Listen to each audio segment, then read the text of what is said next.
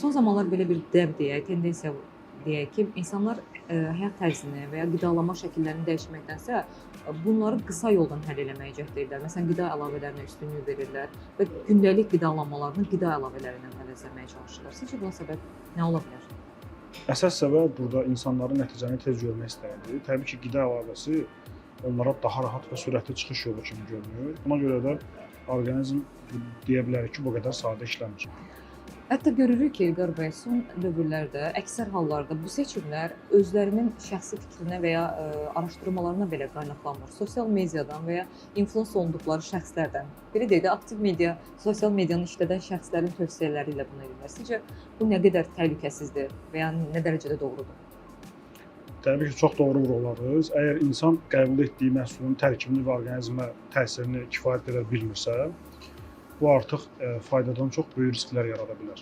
İlqar bəy, gəlin etiraf edək ki, mütəxəssislər çox zaman sağlamlıq mövzuları ilə bağlı insanlarda etibar qazanmaq üçün çoxlu səy göstərirlər və bunun üçün də müəyyən bir zamana ehtiyac olur. Amma günümüzdə bu tip məhsulların istifadə olunması və ya araşdırılmadan, təhlükəsizlik göstəriciləri yoxlanılmadan çox rahatlıqla sosial şəbəkələrdən, sosial platformalardan insanlar rahatlıqla onlara etibar edir və istifadə edirlər. Bəli, tamamilə doğru vurğuladınız. Burada unutmaq lazım deyil ki, sağlamlıq mövzusundakı etibar mütləq yoxlanılmış məlumatlara əsaslandırılmalıdır.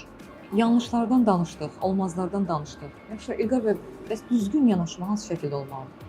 Bəli, burada ən doğru yanaşma təbii ki, mərhələli olmalıdır. İlk olaraq qidalanma və həyat tərzi çox vacibdir ki, qaydaya salınmalıdır və yanaşı olaraq qida əlavələri də yalnız real ehtiyac olduqda nəzərdən keçirilməlidir.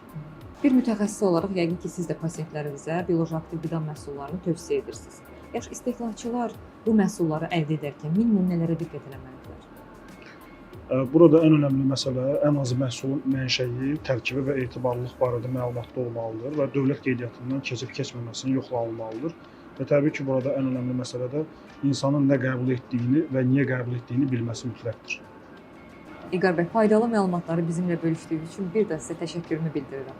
Mənə təşəkkür edirəm, minnətdaram dəvətiniz üçün.